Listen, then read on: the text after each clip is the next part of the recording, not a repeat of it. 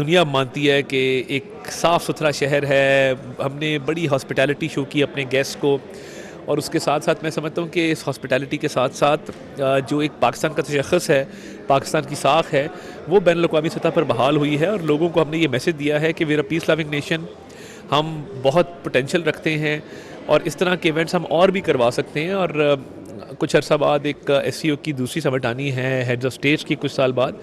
तो उस हवाले से भी हमने अपने आप को अल्हम्दुलिल्लाह साबित किया है। मैं समझता हूँ कि रीजनल कोऑपरेशन के हवाले से हम एक की प्लेयर है इस रीजन के अंदर, इस खित्ते के अंदर। हम सस्टेनेबल डेवलपमेंट, इकोनॉमिक पॉलिसी के हवाले से, इन्वेस्टमेंट ट्रेड के हवाले से, काउंटर टेररिज्म के हवाले से, पीस एंड सिक्योरिटी के हवाले से, क्लाइमेट चेंज के हवाले से भरपूर अपना किरदार अदा कर सकते हैं।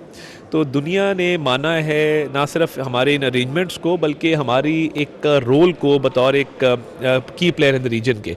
तो मैं समझता हूँ कि पाकिस्तान के लिए इस एससीओ को होस्ट करना एक संग मील साबित हुआ है। और एक दौर था कि एक लीडर कहता था अपने बारे में कि मैं हर मुल्क की सकाफ़त को, हर मुल्क की तारीख़ को उस मुल्क से बेहतर जानता हूँ। और वो देखिए, हम आइसोलेशन का शिकार हुए, बिकॉज मशरिक़ को भी नाराज़ किया, मगरिब को भी नाराज़ किया। अब अल्हम्दुलिल्लाह जिस तरह आपने देखा, मलेशियन प्राइम मिनिस्टर आए, पाकिस्तान के बारे में अच्छे रिमार्क्स दिए, कहा कि हम यहाँ पे इन्वेस्टमेंट करेंगे, हम यहाँ से राइस और हलाल मीट जो है वो पाकिस्तान एक्सपोर्ट करेगा मलेशिया को। सऊदी मिनिस्टर ने कहा जी Pakistan has come from red tape to red carpet.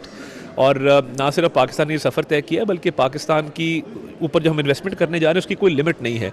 $2.2 अरब के जो है वो अग्रीमेंट साइन हुए हैं। अलबैक उनकी एक famous fast food chain Pakistan आ रही है। चाइनीज़ प्रीमियर ने इनाग्रेट किया गवादर इंटरनेशनल एयरपोर्ट। तो मैं समझता हूँ कि फ़ॉरेन पॉलिसी बड़ी कामयाबी से आगे बढ़ रही है और पाकिस्तान का तशख़्ख़ुस और साख ना सिर्फ बहाल हुई है, we are back with the bang. और पाकिस्तान एक हकीकत के तौर पे, एक ऐसे मुल्क के तौर पे कि जिसका बहुत पोटेंशियल है, इसको अब दुनिया मान रही है। बहुत सारी ऐसी बॉडीज़ हैं जिसका पाकिस्तान मेंबर है, यूएन भी है, ओआईसी भी है, सार्क भी है। एससीओ का क्योंकि अभी कंक्लूड हुआ है, तो उसकी ख़ास तौर पे आपको क्या कैरेक्टरिस्टिक्स नज़र आते हैं, उससे पाकिस्तान को क्या फ़ायदा हो सकता है? देखिए, ये शंघाई 5 के तौर पे ये ग्रुप शुरू हुआ और ये बढ़ता गया। अब इसकी 10 मेंबर स्टेट्स हैं। अभी बेलारूस को पिछली मीटिंग में जो है वो मेंबरशिप ग्रांट हुई। हमें मियां नवाज शरीफ के दौर में 2017 में मेंबरशिप ग्रांट हुई। तो देखिए, जो रीजनल प्लेयर्स हैं जब आपस में कोलैबोरेट करेंगे, क्योंकि इतना कुछ कॉमन है, कॉमन कल्चर है, कॉमन हेरिटेज है, और एक रीजनल कनेक्टिविटी को बढ़ावा मिलेगा, तो यहाँ ट्रेड प्रमोशन होगी, पीस एंड स्टेबिलिटी रीजन के अंदर आएगी। तो जब इस रीजन के अंदर तमाम पार्टनर्स कोलैबोरेट करेंगे, तो मैं समझता हूँ इस पूरे खित्ते के लोगों के लिए बहुत बेहतर है कि उनके लाइवलीहुड के लिए, उनकी फलाह बहबूद के लिए, उनके एक सिक्योर फ्यूचर के लिए। और इस दफ़ा जो मेन थीम था वो था विस्टाज ऑफ प्रॉस्पेरिटी।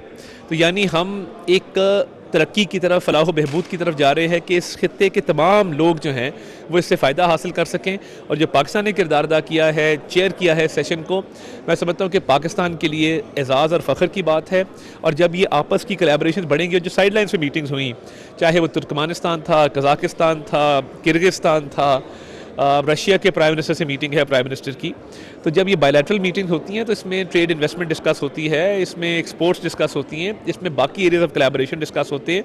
तो पाकिस्तान के लिए ये एक संग मील साबित होगी कॉन्फ्रेंस आने वाले दिनों में। पाकिस्तान दहशतगर्दी से बहुत अरसे से जंग कर रहा है और ये इस रीजन में भी एक बहुत बड़ा इशू है।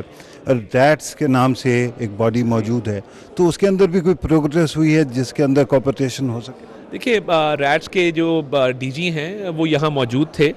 ये जो रीजनल एंटी टेररिस्ट पूरा एक ग्रुप है और it's part of the SCO.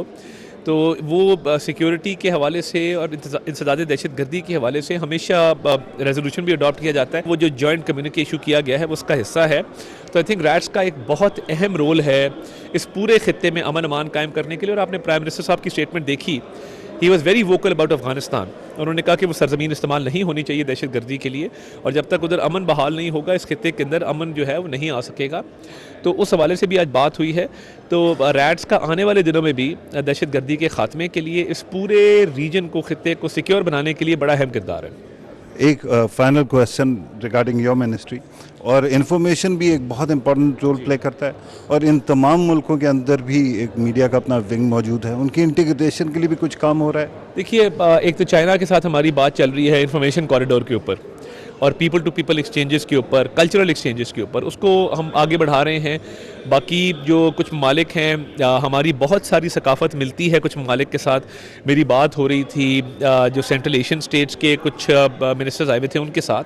Kazakhstan वाले बड़े इस पे फोर्थ कमिंग हैं, वो चाहते हैं कि सकाफ़त के हवाले से मज़ीद एक्सचेंजेस हों, और हम क्योंकि हमारी लैंग्वेज बहुत कुछ उनसे मिलता जुलता है और बहुत सारे हमारे कॉमन हेरिटेज है, तो हम समझते हैं कि जैसे जैसे ये मज़ीद ताल्लुकात बढ़ेंगे इंफॉर्मेशन की फ़ील्ड में, कल्चर की फ़ील्ड में भी, इन ममालिक के साथ कोलैबोरेशन जो हैं वो इन तमाम ममालिक के लोगों को, ख़ित्ते के लोगों को आपस में मिलाने के लिए, ज़हनी हमआंगी पैदा करने के लिए, आपस में एक कुर्बत पैदा करने के लिए बड़ी सूदमंद साबित होगी।